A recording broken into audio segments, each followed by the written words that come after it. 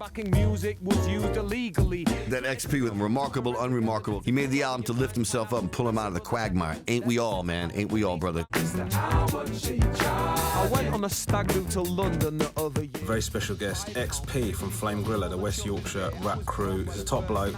Buy everything he does. The WYcast is made possible by people going on the XP homepage, www.exp.uk, and buying my albums on vinyl and CD and getting merch as well. So big thanks to everyone who has, and if you enjoy these podcasts, please consider helping out by going and buying some.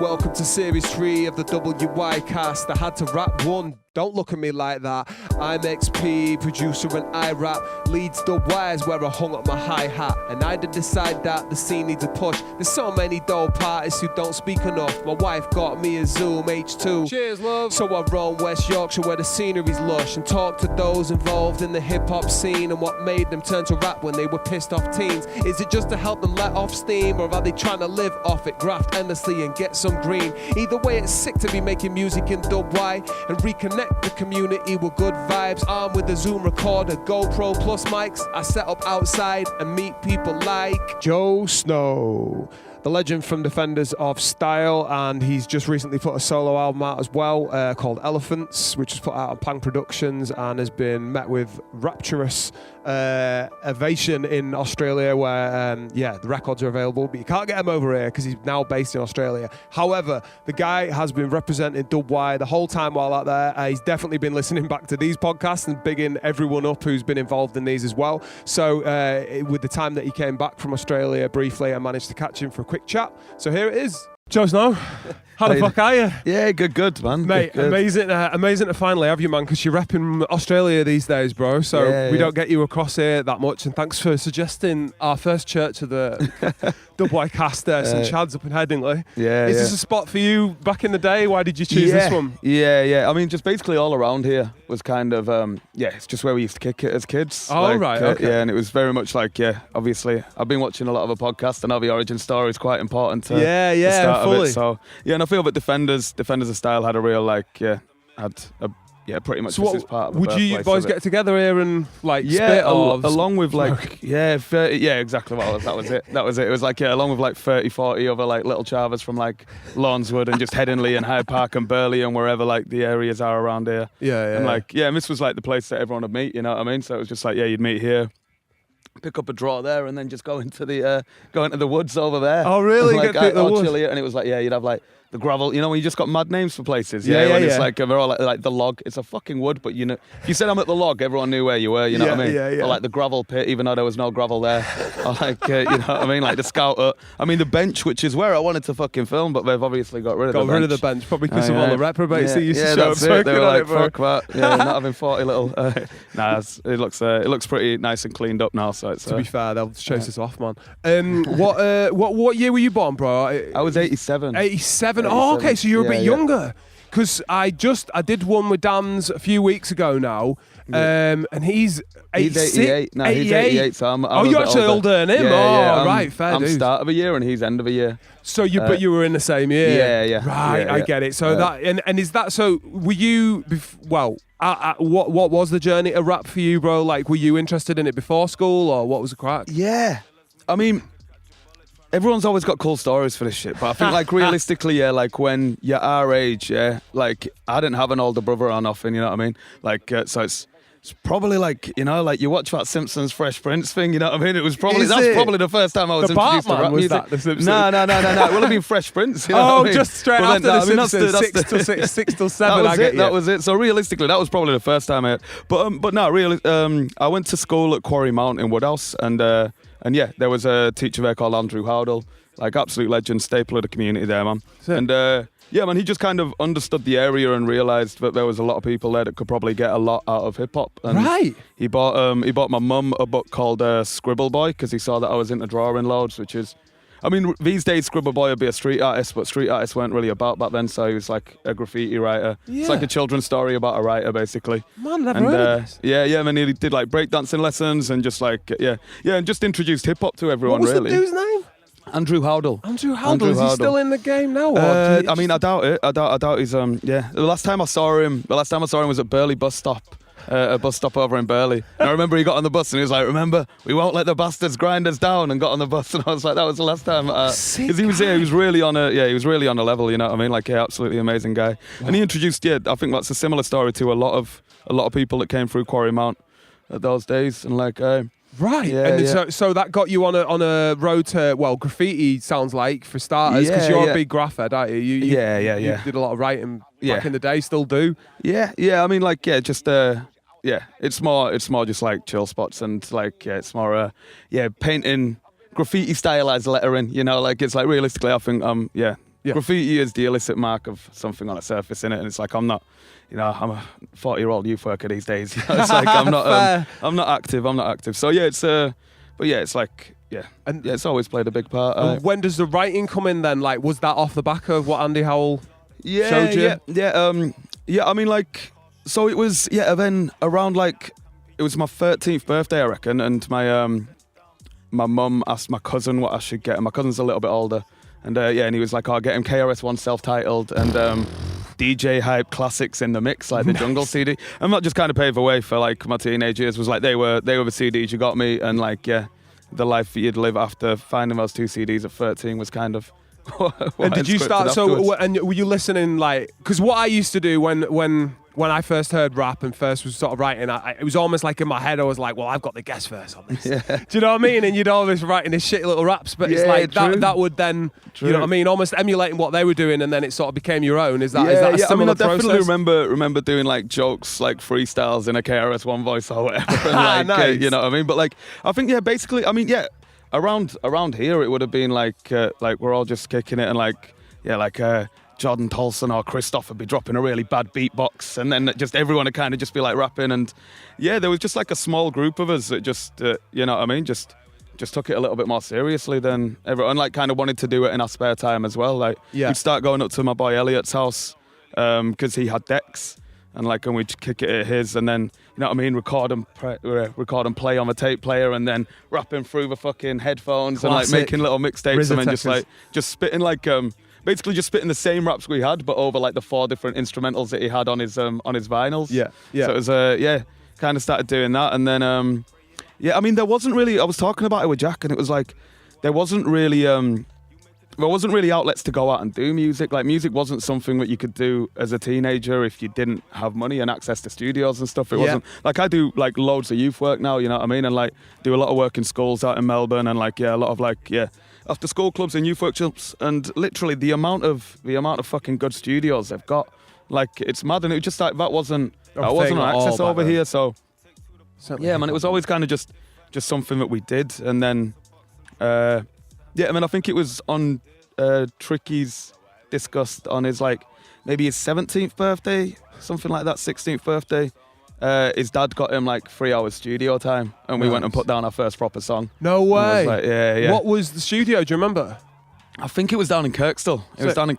And like, I tried to actually go on MySpace to see if it was still there, but MySpace has all changed now, and it's fair enough. Yeah. And so you had 3 hours, and he brought you, Jack, Priest, did he? Was it like Defenders, effectively? Yeah, man. Yeah. So this was Defenders prior to Thoughts of the Nameless, and like this was the first time that we'd ever been in a studio. You know, I remember like literally we didn't even know that you had to count bars. Like it was like I came in with like 7.5, and then someone else had like 38, and like you know what I mean, just like, and the guy's like, nah, man, like listen, the structure of a beat is like 16, 24s, 4-bar loop, you know, and like so we kind of had to structure a song there, and and then we dropped it on MySpace, and actually like it popped for what like a 16-year-old was doing, like you know what I mean, like people could put their favorite songs and stuff on MySpace, of course, and push them up and that, like, so it was like it's kind of. I'm never surprised about the interest these days. I'm never surprised about the interest that like a 16-year-old's music gets, because usually they've got like so many people, a whole school behind them, innit, or whatever, or a whole crew that were chilling at the 100%.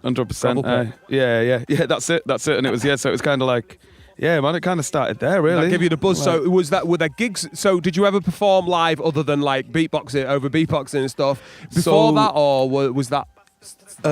We kind of jump a little bit here to Northern Hostility, which I don't know if it's probably been brought up. That was kind of like Matter, basically getting everyone who was active at that point into one thing. So it's like Defenders, Alphabetics, Dialect. I'm gonna miss so many people here. Bravo. It was like, you know what I mean, like 20. The lead 30, scene, it was, though, yeah. Yeah, anyone who was active. So I'll have been like 16, 17 at this point. Yeah. And then he was like, there's a little gig happening in the city centre. I forgot where it was. So me and my other lad went down and kind of like spat a couple of bars. And then he was like, right, we're doing Foreign Beggars next week in York. Do you want to do that? And like, so my second gig was, and I'll have been like 17. I got in with a fake ID and that. Nice. Like, yeah, so my second ever gig was Foreign Beggars for the Asylum Speakers tour when we were down in York, man. Not bad. Yeah, so props to Matter for that, man. He's always been a real big driving force in my early days, and as is with like lots of rappers. Like he's kind of the guy to get a lot of people onto the battling and like you know, and like really like just what he was doing with Northern Hostility and like man. I did a podcast with him a week ago. Yeah, in fact, nice. I've been and waiting to hear that one. We did talk about like his time at the Cypher, because it all like I don't think I'd have had half the people at the Cypher if it wasn't for Matter. It just felt like every week there'd be like someone new, they'd bring this guy in and all the rest of it. Always just a big community guy for doing stuff like that. Yeah, 100%. I haven't seen him yet since I've been back, but we're doing a gig with him on Friday, man. So that'll be good. Right. I saw that one. That's a musicology one, isn't it? Yeah. Nice. Man, Sick. Yeah. So Northern Hostility, and well, I mean, what I probably clocked you around the Northern Hostility. You Defenders, I knew you as part of Defenders, really. Yeah. And so I probably clocked Northern Hostility doing a thing around then, and pretty much just watching Defenders just go from strength to strength, because you guys like supported most of the dope incoming shit, thanks to people like Tony Green and stuff. Yeah, like, we had a real good break. I think like I mean, just the formula was quite nice, you know, like, well, we have Jack Dans, so that'll do it. That'll help. That'll help. So it's kind of like he just like, just like introverted guy, just make this premium quality music. Yeah. And then me, Tricky and Disgust are all quite like outgoing characters. So obviously, Henry Priest was working in bars. Yep. So him and Tony got really tight. Yep. I mean, later on, they go to work on Cedric Avenue together. Our DJ Surplus is just really like he's just got one of those minds where he can just like he's gonna kill me for saying this, but smash the fuck out of a press kit. Like, we always used to, That's not something to be, that is something to be it's a proud hard of, fucking man. job. It's a hard job, but we used to wind him up about it. You know what I mean? It's like, and websites and stuff like that. So it's like, so he kind of took care of all like the tech side and gave us this like, it was just like a really like we just kind of worked their out own jobs and shit. Yeah, we just kind of worked out, but like if we were gonna do it, like there wasn't labels, there wasn't like, I mean, it's been a common theme, but there wasn't really infrastructure, man. So it was like we had to go out and make those connects and kind of do it ourselves. And a lot of those gigs with Tony, we'd just be involved in helping putting them on as well. You know, like I remember when he did like Eden and Mr. Liff and stuff, and it was like, you know, like we chipped in a little bit, and like I had to run around and get the riders and hand out flyers and make sure, you know what I mean? So it was like you were getting an insight into how to put on these big gigs as well. Yeah. You know, so it was also like getting to know the backbones. We weren't just like turning up and performing. We were learning it all, you know what I mean? So helping like, promote, sorting stuff out. Yeah. But yeah, man, love to Tony, man. He really put on for us in those early days. And then off the back of it, it was like, there was like, we knew how to do big stages now. Like we've done like a few hundred people. So suddenly like festivals are really approachable, you know? And it was like, so we just started turning it into festival runs. And I don't know, man. It just kind of grew and just went from one place to another. It was quite mad. Because I remember definitely coming to a point of being like, oh shit, like I don't know what to do here. I don't know who to turn to and sort of, because it hasn't really happened like this before. Because you're always, like, you stood on the shoulder of giants with these things, aren't you? Of course, you know what I mean? Like, people every generation is gonna have that extra push on what, like, I mean, like, look, if you look at the views that some of these young lads are getting now on like the drill music and like Cole LC and that, and like, you know what I mean? Like they're doing bits, like things that were just like, you know what I mean? Like we weren't possible for us, you know what I mean? Like we had to, and we're doing it from Leeds, which was always like, because I think like our generation was just at the point where it was like, we kind of hit that glass ceiling, you know. It was like we had to go, if we wanted to go bigger, we had to go to London. Defo. And we weren't making it to London. Like 4 little chavas from Leeds, like Henry's got like family by this point, and like you know what I mean. Like it's not. Was there ever a thing where you guys were like because you must have done gigs in London? Did you do any? Yeah. We played a few gigs in London. I was born in Hyde Park. I didn't like students, and they were all from London. You know what I mean? I was like, there is that, isn't there? Because you guys would have gone down really fucking well. Like if you'd have got a couple of years later, you know, it feels like you'd have just got swept up in the high focusy type thing, and they'd have just gone, well, yeah. dancers are sick, you guys are all sick. Like, why the fuck not? Why isn't this working? Like, but I mean, it also works quite well being where you like staying where you're from, because like realistically, we're just another fucking small fish in a big pond down in London. Whereas like up in Leeds, it was like right when Flip Tricks wanted someone to like, yo, what venue should I run? Like, I want to put you man on support. Like, right. It was like, so you kind of get those contacts from being in the city where you've kind of built up. You know what I mean? That's like, true. Getting Meckham come to you and build the city. Well, it's like, they just, it was, made a lot of contacts that way, just from like, if you go into Leeds, then kind of you want to talk to defenders, and like, that's kind of, that's how Jack and Lee Scott will have met, and like, it's like how me and Flip Tricks first met. It's definitely like, how like I've met most of the artists is by like either running shows or being a support show. Yeah, like fully. In Leeds, you know what I mean? And then you make those contacts and you kind of can use them later on down the line, as you have.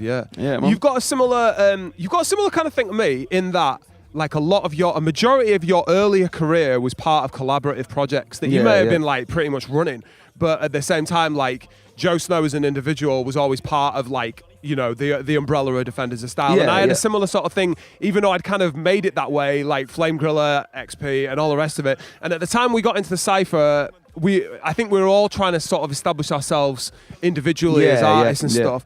And I know there was some things you did to like do that, and one of them was like going to Don't Flop. Yeah. Was that were the battles that you did were sort of just because for a laugh and you just wanted to have a go, or was it you trying to sort of establish some?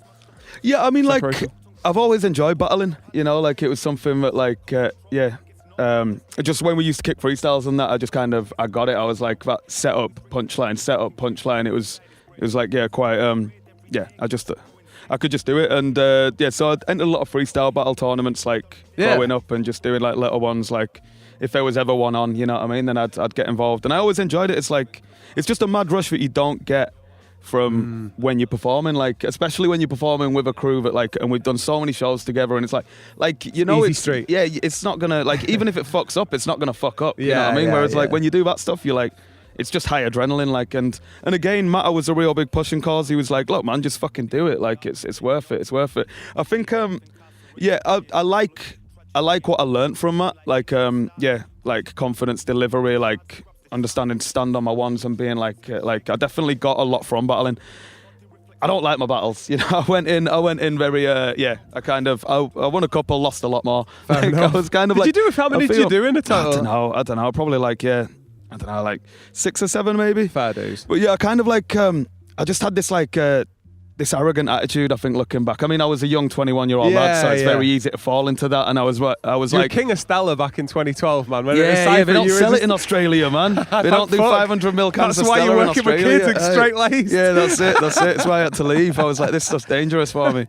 But yeah, man. I think it was just one of those, man. Like, you just kind of, I looked at it like, because the stuff with Defenders was going well, I probably didn't put my all into battling, and I'm going against people who fully like, this is what they do. Practice. Like you have to, like, you can't really do both at the same time. I think it's like you're either doing your music or you're doing the battling, because the guy who you're going against, 9 times out of 10, especially in those days in Don't Flop, it was like they're just 100% battlers. Like, that's it. That most of them don't even have music out, and they don't do shows. They don't. I was always surprised when I was like, oh, who's this guy then? And you're like, they've got no music. Yeah, they're like, I mean, like lots of them did. 7. Like, there was obviously there's also a lot of dope rappers that do have music and do, but still, even then, it was like 110% down on the battling. Yeah. And like realistically, like, you know what I mean, like the guys you're facing are going to be spending that extra time like perfecting, and I didn't give it the time that it was needed to do. Like, I've definitely watched like other people around us have like really successful careers in that realm, and it's like like just the work that they put in, and the man, I think I just didn't take it seriously enough, to be honest. But fair enough. Yeah, man, it is what it is. It was never where my heart was at. It was always like, it was something fun and it was cool to be involved in, because it was like, at that time, it was like a group of like, I don't know, like 6 or 7 of us. So whenever it was like, anyone from WY was like playing somewhere else, then like we'd all go down like in a big group, represent. And like, and just have like a weekend, because like it's a dope little community as well, man. You know what I mean? Like, everyone's all like fucking aggying in each other's faces on camera, but then as soon as the cameras go off, it's like everyone's chilling. You've said everything you can about the guy. Like, for fuck's sake, you're just gonna have a beer and like have a laugh about it. You know what I mean? So it's like, it's actually quite a cool community to be involved in, and nice. man. Like, I definitely don't regret those days. I just think I should have I should have like took it a bit more serious whilst I was doing it. You know what I mean? Like, they kind of cringe me out when I look back at them now. You know what I mean? But like, yeah, it's what it is. I It's don't what have it to is. go. I'm anything around that time and a bit before musically, I'm like, and, and it is like 12, 14 years ago or whatever. Yeah, it is. yeah. Like, it's madness, man. Yeah, 100. I'm trying to think. Were there Joe Snow releases in between around that time? Or? Yeah, I remember my first album was one called Sense Out of Madness, and that was very much like I wanted to do something like by myself, so that I was like, look, I know that I can do this. So I was like, I did that one with Mike D. Down at Subterranean Studios, Legend, and I'll definitely have production beats off Jack, you know what I mean. But I really wanted to do something outside the Defenders, so I knew that I was like, all right, cool, because Jack's doing all the Defender stuff, but he's also having a really good solo career, you know what I mean. So it's like it's one of these where it's like, yeah, man, like it looks fun to do, and like also like you kind of like working in a crew where there's 5 of you. You've got a 20% vote on everything, you know what I mean? So sometimes things would go your way, sometimes it wouldn't. And there's a lot of, you know what I mean? There's a lot of creative, like you kind of gotta choose your battles and which one do you want to really argue for. And no, whereas when you're making your own shit, you're like, nah, cool, I want to use this sample, I want to do this, I want to do that. So exactly, and doing that really helped me make peace with my 20% of it, because I feel like I was quite argumentative. Like me and Tricky would have like lots of like, no, it's going this way, no, it's going that way. You know what I mean? Like 100%. So it was like doing my solo stuff was kind of like, all right, cool, now, man. Like, yeah, that's fine. Let's run it that way, and like kind of gave me a bit more inner chi when it came to sick the sorting those thingy battles stuff. out. Yeah, we have them with Flame Griller and stuff. It's like whose beats going, what beat are we using, but whose verse is going first. How, in fact, like, how do you decide on that with Defenders? Like, is it just naturally, or is it who wrote to it first? No, man, it was like we'd all argue about it, and Jack would go, we're doing it this way, and it'd be like, all right, yeah, fair play. Like it's kind of like the creation of the music was, you know what I mean? Like the end product. Like he was the guy who like we'll go down and throw a 16 down each, write a hook, and then you know what I mean, and then go downstairs and play PlayStation or some shit, and Jack will be sat there grafting on it for turning it into the gem that it's going to be, you know what I mean? And you posted some Instagram pictures yesterday, and I think you guys chilling in the studio, but like Dan's was like looked gaunt with the sort of concentration and stress of the laptop. Like, so not stress probably. Yeah, well, we had a really big night on Saturday. That was like the night where I was like, okay, come on, everybody, you know, like and then we booked out. We'd booked out 20 hours on the Monday and Tuesday, basically. Right. Just because it was like, right, I've got a lot of verses. He's got we got a lot of projects that we want to get kicking and started, and like, you know, it was just like, yeah, here's the time. Plus also like, yeah, man, it's just wanted to make the most out of the time while I was back. So we booked in 20 hours basically, and that photo was took at the like 8th song on the end of the 20 hours, you know what I mean? And like literally like we'd gone through every beat he had, the beats that he'd sent me over in Australia, we'd gone through half of them, and he's now just making them. He's making them on the spot, and I'm like right into the drums and then right into he's a machine. He's a machine. He's like, and he's only animal, isn't he? Yeah, it's crazy. Like the stuff that he can do in like 45 minutes, like just like the flip around in a beat is and it slaps, you know. It's like it's crazy, man. Yeah, man, now he's done.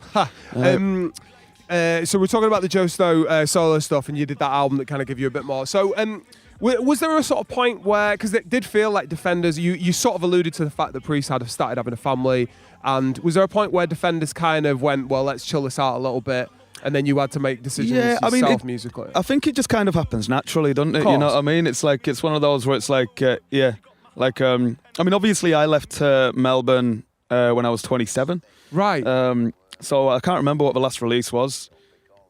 What was the deal with Australia then? Why did you end up going to Australia? I mean, like I kind of like throughout my 20s I did a lot of travelling, and I knew I wasn't going to stay in Leeds, you know, like I was like... Even after all you're saying about Londoners and all that. I knew I wasn't going to London, fuck that. But yeah, man, I was like, I knew I wasn't going to stay in Leeds. Like it just, I mean, look, like outside of music... Yeah, it just wasn't a very positive place for us, you know what I mean? Like there was a lot of, like growing up here wasn't an easy place to grow up, and I really, got in the thick of it all and was kind of like, yeah, man, just, and also like when you're living in Hyde Park, like I was born in Hyde Park, I lived in Hyde Park for the majority of my life, and it's now designed for students. Like, I mean, at the age of 10 is when like, yeah, when we got kicked out of our house and had to move to flats around the corner, because they were like, no, fuck that, we can put 5 students in here. You know what I mean? So that's where the vendetta starts. You know, that's the origin story. Yeah, it's a familiar story, that, isn't it? Yeah, man. Yeah. So, yeah. I mean, I'm only joking. I don't hate students, man. But yeah. There was one time at the original Oak where I finished off working in Huddersfield, and I'm like, yeah, I'm just about to go into the Oak, and the guy's like, sorry, mate, not today, because I'm in like all my work clobber and my steelies and that. And at that point, I'm like, yeah, why? He's like, oh, not dressed right. And a fucking banana walks past me and into the pub. You know what I mean? And I'm like, this is meant to be my local. You know what I mean? It's meant to be my fucking local, man. You can't go in because a banana can. Yeah, 100%. It was like, so you know what I mean? There's like all these. When you turn it, when you say an hotly run can. But normal dudes can't. That's a world gone mad. Because most places, you know, Hyde Park Book Club doesn't allow people dress fancy dress my and brother's stuff. spot, that. Is it? Yeah, yeah. Your brother's killing it. Because Hyde Park Book Club's like the new Broodnell almost. Well, it's almost partnered, isn't it? Yeah. So no, he's always had those like forward thinking ideas when it comes to stuff like that, and like just kind of creating that place. And then he did it so well that the uni nicked it, didn't they? The uni tried to do their own one, and he had to have like this big like battle with them. I had like no it was idea. a little red place and everything, and like they did the whole like kind of library / coffee shop, like, but also it's like man, and like and he beat it, and they had to he's like he's done really well, and he did like the Yiga Studio stuff as well, and like is that him? Yeah. Fucking hell, so is your brother older than you? Yeah, he's 10 years older than us. What's he called? Jack Simpson. Jack Simpson. Oh shit, I have seen. I only met him later on in my life. You know he's what not I mean? called Jack Snow. That I didn't put that together. So you're Snowden and he's Simpson. Yeah, man. Yeah. So I only met him later on in life, but it's like he's like 10 years older than us, but like. More or less, like, he just went down the band route with music. What did he decide? I know this is your podcast, but what was his music route? Because I'm just interested. Yeah, he was just in bands from a young age, and then like, and then kind of, opened up, a bunch of different businesses, like, in his probably late 20s. He used to work really close with Tony Green. Right. Like him and Tony Green worked at Elbow Rooms together. I bet I've met him. When he said Jack Simpson, I feel like you will have. You will have. He's been. I mean, like it's. Like he's done a few things like with dip into the hip hop world, but it's mainly in the band space, and he does like recording studios and practice. And he runs studios that spot, and stuff. So he runs Hyde Park and he runs Eiger. Yeah, they're his. Two of the coolest spots in Leeds, really, for like music and production. Because the thing about Eiger Studios, you can rent it, but also there's gigs and stuff there, so they do all sorts of shit. Nice. Yeah, it covers a lot of ground. Legend. What a cool guy. So we were talking about moving to. Leeds. So you always knew that Leeds wasn't going to be the spot. So man. Yeah, I mean, like I went to Melbourne. I mean, I was just traveling around. You know what I mean? I went with Lego and and a couple of other mates. Nice. Like, that was jokes. That was a really fun holiday. Like, we did a show for Dirty Dyke in Sydney. Sick. And then we went to a bar called Laundry Bar in Fitzroy, and I'm out with my mate Panda, and like we've all been drinking for a while now. And this guy's this young lad, like he's up on stage and like he's all right, but he ain't got it. And Panda just walked straight up to him and was like, I bet my mate Lego is. I'm not going to do the accent. He'll hate it. Yeah, sorry, he's a Glaswegian lad. I'm like, I'm not doing it.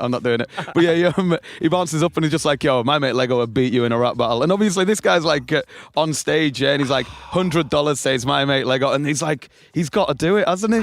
And then Lego's like, no, don't do it to him. And was like, nah, it's happening. I've already put the $100 down. Shit. And then like Lego walked up and his DJ turned around and was like, oh yeah, you fucked. And he recognised him. The DJ recognised him. Was like, kind of like just proper like basically like snooker scamming it. You know what I mean? Where it's like you need to dress him up like when they get those like basketball players dressing as old people and like kill everyone on court. That's you need to do that with Lego and send him out. Yeah, fully. And it was like he'd just like it was only a couple of years before, but he was like. Yeah, him and Tenchu had just been like practicing relentlessly for that 2-on-2 tournament thing. In fact, no, that would have been quite a while before, but still, he was unbelievable. Yeah, him and Flash had just always had it, hadn't they? You know what I mean? Like to that level of like. A few people in that room that he wouldn't want to sit next to. Yeah, and Lego and Flash were 100%. It's just like this extra level of like, you know what I mean? Of like, just ability when it comes to that stuff.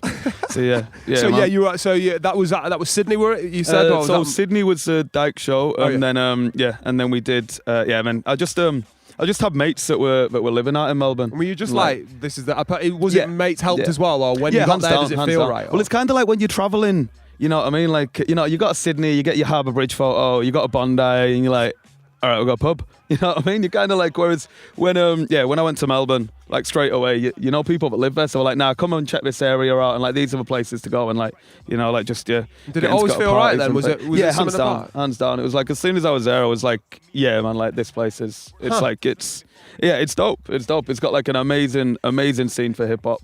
Like, really, like I think what it is like basically like working class and middle class like lads in Australia are brought up pretty much with like hip hop as the go-to music. You know what I mean? Yeah, like, I we got like impression. Eshays and we got Chavas, but Eshays are all into hip hop and graffiti, whereas Chavas are kind of more into like bassline and house and like you know, like it's kind of like so. It's I think we're like man. There's just a lot more hip hop and I mean also like going over there just kind of at the start of like this.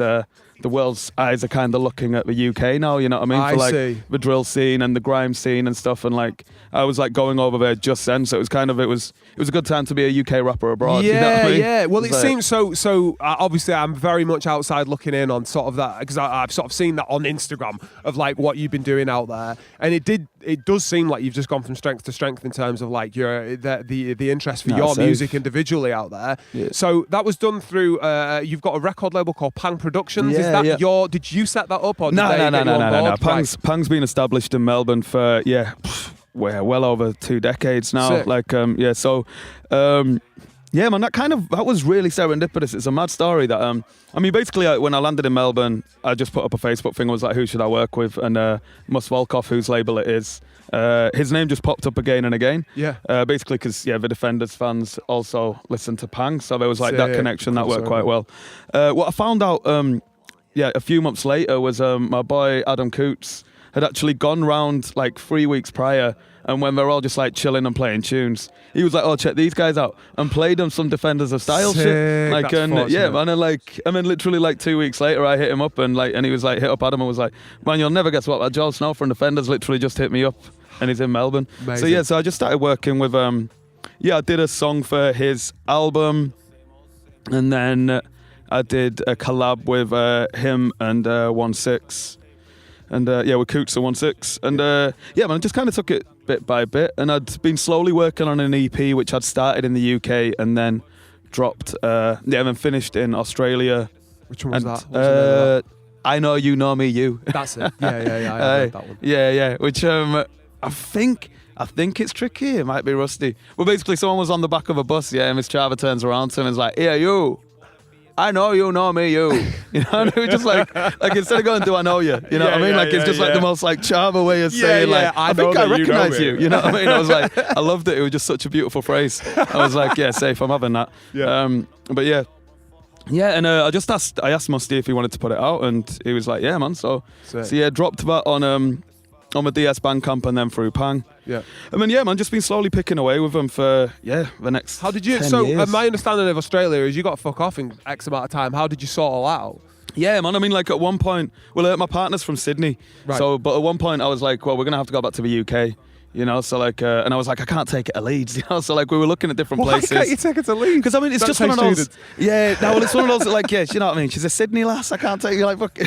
Like, no, but no, it's more one of those where it's like, I just think it wouldn't have been like she loves Leeds, like she loves it. It's like we come back all the time, and like, yeah, she does. But it's one of those where it's kind of like, this is your life now, you know, because I've got such an established like friendship group, and like, you know, Yeah, it's of like course. I'm like very much like, yeah. So it was like, it would have been only fair for us to go somewhere new for both of us. I get Like you. we were looking at Bristol at one point. I've always really liked Bristol. Yeah. It's got a good, Music got a good scene's scene. incredible Yeah, down music there, scene, good graph scene. Like yeah, it's yeah, man. So we were thinking about that, but then yeah, just got a solicitor and managed to sort it all out basically. So yeah. So you've yeah, got so you green card over there, and you've all right. Yeah, I mean, I'm putting off. I should just do the citizenship. You know what I mean? I've got PR, and it's like I can't be arsed spending money to go. You got to go do some mad exam. You know what I mean? It's like it's say who the king of yeah, Australia yeah. was. It's like it's really colonial. You know, it's like it's kind of like this backwards. Like oh, you've got to do a exam on the history, but the history is just like 200 years when it's like yeah. It's a little When easier, like at least. indigenous people have been there for 65,000 years, you know what I mean? So it's kind of like it's one of those like, but yeah, I suppose I've got to do the citizenship at some point. Have you constantly renewing then? Are you constantly having to renew? When you're out No. there, It's just a permanent residency because Okay. because my partner's in. Yeah, 'Cause because she's my there. partner's from Sydney, so. Oh, okay. So yeah, okay. as long as she's in the country, then I can stay. Oh, that's sick. yeah, but yeah. Oh, fair dues. Yeah. Okay, so that's meant that you could keep chipping away. So, and you said you're doing some youth work out there. Is that like Yeah, doing yeah, like is yeah, that so based I've, on your graffiti sort of thing? Yeah, straight up. I run a business called Artist Support Network, and it's basically doing support work and youth work with graffiti writers and rappers. Too so cool. it's dope. It's dope. And in terms of like, and that's for younger people, right? No, people of all ages. Oh, okay. it's So like, the hip hop yeah. that they want to hear is like, can it be be on the level that you're making, or are people asking for grime and drill? And I had a really good one, where I was working at the school and this young lad there, obviously like just the icebreaker, you're like, oh yeah, who do you listen to? And he's like, oh, you won't know them. And I'm like, who do you listen to? Go on, like, try me. And he's like, have you ever heard of Blah Records? Oh, and God. I was like, mate, my brother's Jack Dan's, you know what I mean? He's like, no, you're lying to me. And then literally just on this tour, I managed to get a photo of him and Lee. And it was like literally all just came full circle, man. It was fresh, man. So it was like, yeah, man. But no, I mean, like, it's kind of one of those where it's like, it's good because it's like, I've still got to be really invested in my music because, I mean, I dropped out of school at 16. I ain't got no uni degree or anything like that to do with stuff. What I do have is like a bunch of just a bunch of years doing it. Yeah. So it's kind of like, like I'll have to be like for competition, we'll all have degrees and like rah, but it's like, would you rather that or would you rather have a guy who, like, if you want to learn how to do a live show has done X amount, or if you want to learn how to put together a press kit and like all the extra, you know what I mean? Like, it's kind of, so I've got to stay active with a music thing I'd stay active with a music thing anyway. I don't think it's ever really a question. Yeah, I just don't know how not to do it. It's like what do you do when you don't do it? You know what I mean? You know like, what I mean? it's just like, it's a sad life, man. Yeah, man. It's like so. Pang Productions, then. Are you effectively signed with them? Like, is that like just an ongoing agreement where like everything you put out? Yeah, man. What's kind of jokes is we never actually ever discussed it, and then Musty went on this this big podcast in Australia called Beers, Beats and the Biz. Right. Yeah, if you're ever interested in learning about the Australian scene, then that's a really good one. Okay. Really good one. But yeah, man. So he went on that. And then, I think I just released a single with them maybe or something. And they were like, oh, yeah, so what about Snow? Like, is he signed to Pang? And I'm like, and I'm sat there like, fuck, we've never had this conversation. No. So technically that's when I got signed to Pang, like, through it. No, I mean, like, there's no signatures or anything. It's essentially just a group of mates making music together. With an extremely professional outlet like Mus Volkov is an absolute, he's kind of like, he's like the Melbourne Jack Dans, you know what I mean? Like, I very much like, I kind of like found like another machine. Yeah, exactly. Wow, like everything from videography. Like, you give a guy a clarinet and he'll smash you out. He'll play back on it or something. Nice. You know what I mean? Has he got good links? Because one thing I always think about Australia is they seem to have like quite good radio links. There's actually radio shows playing. There's a double R, triple R. I can't remember what they're called. But they'll be playing hip hop out there. No worries. Really good independent radios that play your stuff. Triple J, which is kind of like the Radio 1, that has a hip hop show like every Thursday. Like it's good, man. Like, they've got like a really vibrant scene. They really take care of our underground there. You know what I mean? Like, it's good. Because you obviously, we will fast forward onto Elephants then, which is your most recent full album release, and it's like your only full album release apart from that one back in the day. Yeah, I did that one on CD, and then this was the first time I put a full release of my own to Wax, and it was kind of like, I mean, it's kind of mad because it was like, I remember when I first met Musty. And I was sat in the studio, and he's just got like all of the vinyl up on the wall, everything that he's done, and like, you know, like that was like, that's how they earned their crust, was flipping Wax. And man, and I remember then being like, I really want to put out an album with this guy, you know what I mean? I want to put out a solo album with Musty, you know what I mean? And like, and I also was like, I really want to do a tour of Australia and New Zealand, and it's kind of like, they were probably goals I set myself like, 8 or 9 years ago, you know what I mean? And then it just kind of all came into fruition in the last it must have been crazy because I've seen this tour and then you were touring with friggin' Blah Records, weren't you? Yeah, Lee Scott and Black Which Josh. must have been unreal. Like, every venue seemed like it was sold out, and I mean, well, the Melbourne one sold out. The Perth one came like really close to selling out. You know, like if not, it might have sold out on the night. Man, like there was a lot of Christchurch sold out. Sick. Like, man, no, there was like they've just got a really, really big scene out there for Blah. It's like it's mad. It's cool, and it's like and also like it was nice. I mean, like it's kind of the same stuff that you're doing here with the Cypher, and that's like I quite liked it being like a bunch of northern rappers. You know what I mean? Being like like this is what the North England like has to offer. Like let's go run around Australia and New Zealand and do it, you know? So it's like, so I lined up that with the release. Well, basically it was like, that came through, and I spoke to Musty and was like, look, I'm going to be doing the support and like kind of helping organise this tour. And he was like, right, we better get your fucking album out then, you know what I mean? So yeah, because we got Musty as the DJ for us all. Oh, right, he does that too, right. Yeah. Everything. There's like literally, he's like, he had like a banging rap career like back in the day as Matter of Must, and then and then like shit hot videographer. Like he did the She Wish video with Hashfinger and Rez and that kid. Mad, Hashfinger was on that, man. Yeah. Well, he gave us a beat years back, and then I was trying to I'd sent it over to Rez, and and it was just like as is life, you know what I mean? Like it's just loads of things going on. It was taking a minute, and that kid just got out of prison and was just really hungry, and like I was like, yo, let's do a song, and I was like, Rez has had this beat for like 3 months or something, and why don't you jump on it? Yeah. And within like 4 days, like it was flipped back, and they had both of them on there. Sick. And so that was on the I Know You Know Me You EP, and like as soon as I played it, like Musty picked it out and was like, yeah, we're doing this video. And then he got like 2 really big writers from Melbourne, Baust and Retainer, to go out and just film. They basically just made like this graph clip, you know, which like so it just ticks like loads of boxes, and did really well. But yeah, man, the scene sounds so healthy out there. Yeah, sounds like it's there's really always good. shit you can just be jumping into. Like every really weekend, good. there's some hip hop you can get involved in. Yeah, hands down. Like there's constantly gigs. Like it's really good, man. Like I mean, even when we did this tour, we're out in Auckland, and we couldn't get the time we wanted because there was another gig going on. But we were like, Auckland's like the big city, and it's Saturday night. It turned into my birthday at Sunday, so that was wild. But yeah, so we were on at 11, and we're like, oh, let's just find out who's playing before.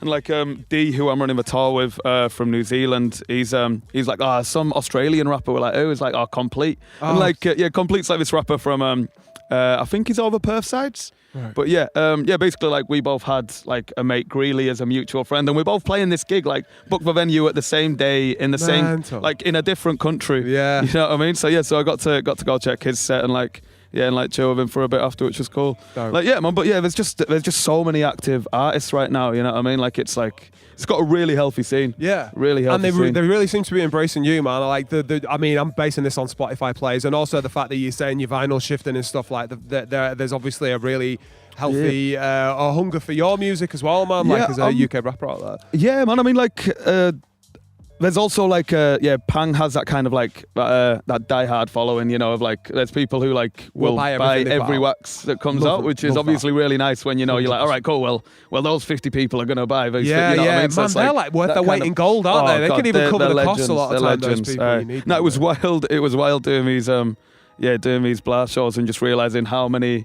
of those die-hard fans they have. Like they've got such a cult following around the world. It's as like well, it's man, just like the merch that goes. Like I think we had to repress the t-shirts 3 different times. It was man, it's well. But I think that's I mean, again, you've touched on it quite a few times. Like it's not necessarily about having a big career. You don't have to be big and famous. You just have to identify with your target audience that are actually going to spend money on your shit. Because look after this day and age, you can have you know what I mean? You can have so many Spotify plays, but are these people going to turn up to your show and spend 30 quid on a ticket? Are these people going to spend 50 quid on your vinyl? It's totally the case. I know people who are getting no Spotify plays who will sell out a vinyl immediately, and vice versa. They won't sell a single record because people are just clicking, adding it to the playlist or whatever. And completely. It's finding your middle ground with that. But I think it's creating that community, that brand, and that belief in your listenership and your audience in it that makes it more magical. And Blah Records have done that. Yeah, they've done it. They need to write the book on it, really. Yeah, hands down. But Pang Productions as well. You're saying yourself. You've got that. You've got a few diehard as well. And that's dope that you guys are fitting into that and that. Yeah. So what are the plans now for Joe Snow, etc. And Joe Snow, and Joe Snow and DS fam, because you guys just dropped a fucking song on us the other day, having done fuck all in the last few years. What's the plan for you guys and yourself? I mean, again, that was because I wasn't meant to be in England right now. You know what I mean? I just had to make a last minute flight back because of family stuff. But it was we were meant to drop that single earlier in the year. Okay. But then it was just just carried on getting pushed back, and then it was look, it's coming too close to my album release, and I've kind of promised, you know what I mean, the label's invested X amount of money. You don't want to muddy the waters. Yeah, exactly. So it was so it pushed back, and we chose September 12th. I mean, it just happened that I landed in the country on September 10th. Man. But then I think that off the back of that really like that G'd up.